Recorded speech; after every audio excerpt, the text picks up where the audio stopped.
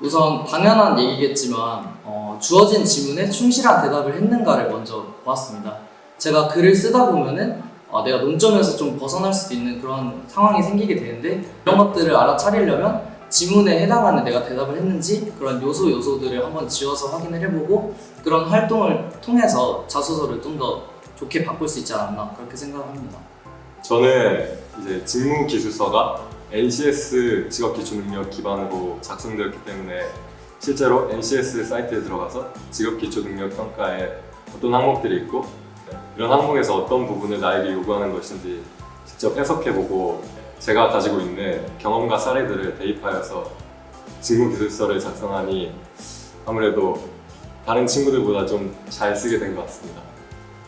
저 같은 경우에는 자소서 문항 중에 정해진 이제 규칙이나 그런 규범을 어긴다면 굉장히 큰 이득을 취할 수 있지만 내가 손해를 감수하고도 지킨 경험이 있느냐 그런 부분을 좀 쓰기가 어려웠습니다. 사실 모든 친구들이 이러한 경험에 좀 노출될 상황도 적을 뿐더러 막상 쓰게 된다면 그런 경험이 있다 하더라도 타당성 있게 쓰는 게 굉장히 어렵습니다. 그래서 저 또한 이 짧은 글 안에 내가 이런 상황을 지키기 어려웠다는 것을 표현하고 또 내가 이런 상황을 지킴으로써 내가 이런 규칙을 지키고 또 내 손해를 감수했다 이런 상황을 좀 더 솔직하게 표현하려고 노력을 했습니다. 그리고 기능반 하면서 힘들었던 경험 그런 것들 위주로 서술을 해서 좋게 쓸 수 있었던 것 같습니다.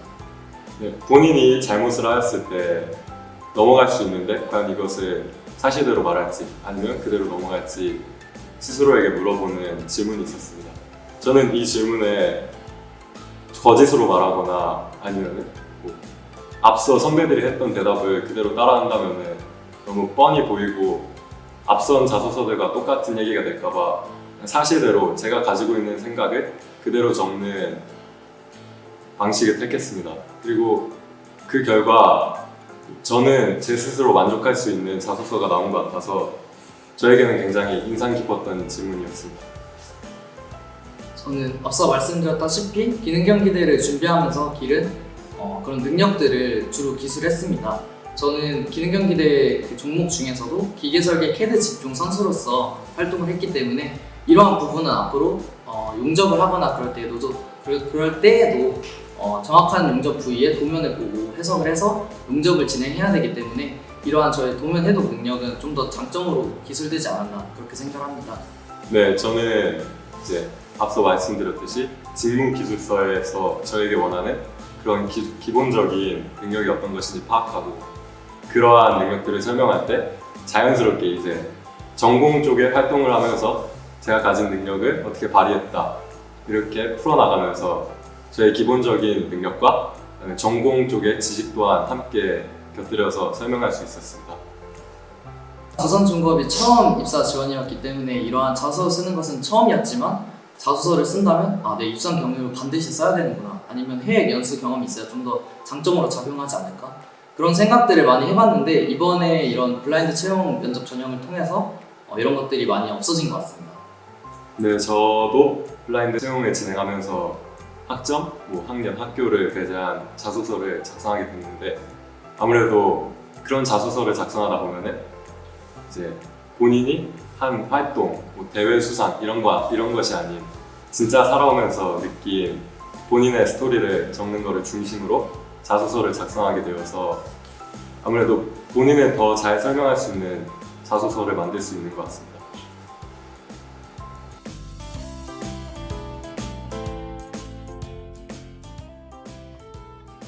두산중공업의 면접은 실무진 면접과 경영진 면접으로 진행됩니다. 실무진 면접과 경영진 면접 모두 블라인드 채용으로 진행되어서 복장은 통일된 와이셔츠나 바지를 착용하게 돼 있고요. 그리고 가장 인상 깊었던 면접은 최종 경영진 면접에서 제가 VR을 쓰고 체험하는 면접이었습니다. 실제로 VR을 처음 써봤는데요. 쓰니까 되게 어지럽더라고요. 처음에는 가뜩이나 3D 울렁증이 있어가지고 근데 적응이 되니까 확실히 그런 공장이 실제 어떻게 생겼고 어떻게 제품을 제작하는지 볼 수 있어서 굉장히 이해도 잘 되고 그에 대한 저의 전공 지식을 활용한 대답도 잘 할 수가 있어서 만족스럽고 좋은 면접이었던 것 같습니다. 실무 면접부터 저희는 하얀색 이런 셔츠를 입고 그리고 네임택을 전부 빼고 그 다음에 검은색 바지를 입고 그런 식으로 진행이 됐습니다. 그리고 경영진 면접 같은 경우에는 제가 기억에 남았던 것이 사장님 옆에 있는 그 3D 프린터로 제작이 된 뭐 원자력 주기기라든지 그런 것들이 굉장히 눈에 빨리 들어왔습니다. 그래서 이런 부분들이 앞으로 4차 산업이 발전함으로써 면접도 같이 발전한다 그런 느낌을 많이 받았습니다. 그리고 또 구체적으로 설명해드리자면 두산반 선발 면접 같은 경우에는 주로 이제 인성을 드리고 실무 면접 같은 경우에는 전공 질문을 좀 더 심화해서 질문을 하면서 이 사람이 진짜 실무에 와서 일을 할 수 있는 그런 사람인지 확인하는 모습이 눈에 띄었습니다. 네. 우선 제가 먼저 말하자면요. 실무진 면접은 1대3, 지원자가 1이고 면접관이 3인 면접이고요. 경영진 면접은 이제 다대 다 면접으로 진행됩니다. 저랑 이 친구랑 경영진 면접을 같이 들어가는데 그 당시 제 기억으로 인원이 많다 보니 질문을 많이 받진 않았는데 이 친구가 집요하게 한 가지 대답을 못 해가지고 공격당했던 게 좀 이거를 좀 바꿔줄 필요가 있는데 이렇게 면접이 7명 정도 이제 들어가게 됐는데 항상 제 앞에서만 질문을 또 바꾸시는 거예요. 그래가지고 그 부분에서 이제 당황하는데 괜찮겠냐라고 여쭤보고 저는 괜찮다 해서 자연스럽게 그렇게 대답을 드렸고 꼬리 질문도 그냥 예상했던 대답이 다 와서 최대한 이제 좀 긴장을 안 한 티를 내려고 그렇게 많이 노력을 했습니다. 긴장 안 한 것 치고는 땀을 굉장히 많이 흘렸습니다. 실무 면접에서 본인이 가진 약점을 말하라는 질문이었습니다. 사전에 준비를 했던 내용이라서 당당하게 제가 준비한 답변을 했는데 면접관님께서 갑자기 그런 생각했던 미리 준비한 대답 말고 본인이 진짜 생각하는 본인의 약점을 말해봐라. 그래서 갑자기 어떻게 해야 될지 되게 멍하더라고요. 근데 진짜 그냥 제가 생각하는 제 약점을 말해야겠다 해서 고소공포증도 있고 좀 롤러코스터도 못 탄단 말이에요. 아무래도 실제로 현장에 가서 업무를 보다 보면 높은 것도 많이 올라가고 할 텐데 이런 부분이 좀 많이 걱정된다 하고 진실되게 말씀드리고 앞으로 그래도 개선하려고 노력하겠다고 다짐을 보여드렸습니다.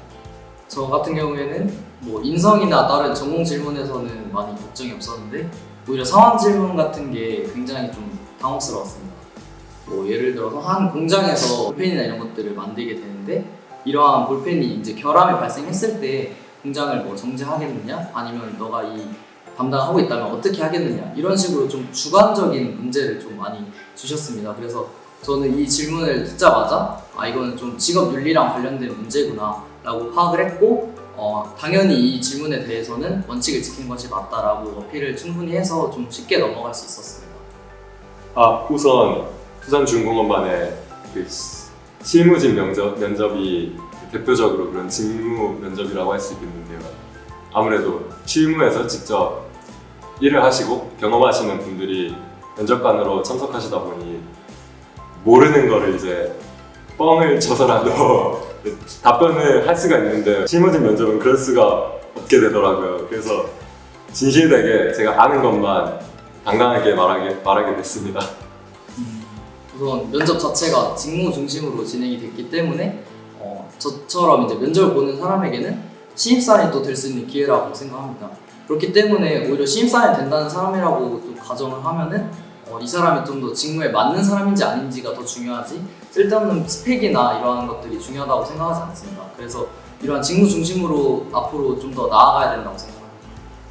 네, 아무래도 저는 성적이 막 좋은 편도 아니고 옆에 지찬 학생처럼 스펙이 막 화려하거나 입상 경력이 많지도 않아가지고 이렇게 블라인드 채용으로 진행된 부산 면접에서 기회다 생각하고 제가 그동안 경험했던 여러 가지 전공 용접 이런 부분에서의 경험을 바탕으로 제가 경험한 것을 서술해드리자 면접관 분들께서도 실제로 실무를 담당하셨던 분들이라 수긍하셨고 저는 그런 부분에서는 좋았던 것 같습니다. 저도 기능 활동을 통해서 선수 활동을 통해서도 내신을 딸 그런 시간적 여건이나 이런 것들이 좀 부족했기 때문에 굉장히 내신이 좋다거나 그런 것은 아니었습니다. 하지만 저 같은 경우에는 한 가지 좀 신념이 있었는데 고등학교 생활 중에 좀 다양하고 특별한 경험들을 내가 후회 없이 원 없이 해보자. 내가 자신 없는 분야라도 그런 것들을 경험함으로써 내가 극복을 했다 이런 모습들을 많이 보여주려고 노력했습니다. 아 이거를 제 입으로 말씀드리면 좀 부끄러운데요. 제가 생각하기에 제 장점은 목소리 같습니다. 모의 면접 같은 거를 선생님들이랑 하면은 좋다는 얘기를 많이 들었습니다. 조금 중저음이라서 중공업의 그런 무거운 이미지와 잘 맞을 것 같다고 맞아. 하셔가지고 맞아, 계속해.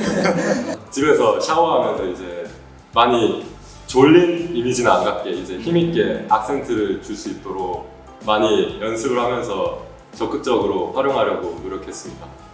저는 이게 카메라에 나올지 모르겠는데 제가 보조개가 굉장히 강하거든요. 그래서 이 보조개도 어떻게 보면은 좀 블라인드 면접에 더 특화된 좀 장점이 아닌가 그렇게 생각합니다. 그래서 부모님이 물려주신 이 보조개를 좀 더 저만의 강점으로 쓰고 싶어서 좀 떨리더라도 좀 자주 웃으려고 노력하고 그랬던 게 기억에 남습니다.